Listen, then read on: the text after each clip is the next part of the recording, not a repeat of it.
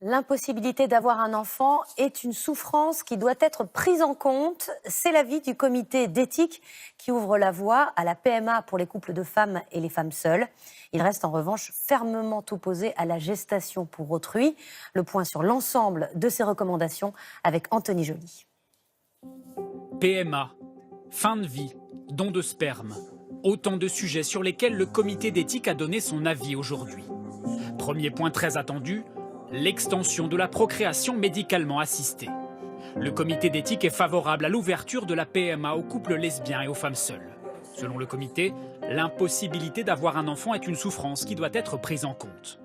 En revanche, il réaffirme son opposition à la GPA, la gestation pour autrui. Feu vert pour l'autoconservation des ovocytes. Concrètement, une femme pourrait par exemple faire congeler ses ovocytes à 25 ans. À 39 ans, elle désire un enfant mais elle est moins fertile. Elle pourrait alors récupérer ses ovocytes et se faire inséminer. Le comité souhaite rendre possible la levée de l'anonymat du don de sperme. Aujourd'hui, un enfant issu de ces dons ne peut pas retrouver le donneur. Désormais, si le donneur est d'accord, l'enfant pourrait accéder à ses origines. Sujet sensible, celui de la procréation post-mortem. Une femme dont le mari est décédé pourrait utiliser son sperme précédemment congelé pour avoir un enfant. Avis favorable du comité, qui s'était jusqu'alors toujours prononcé contre. Sur le thème de la fin de vie, le comité recommande le statu quo. Il ne souhaite pas la modification de la loi Claes-Leonetti de 2016.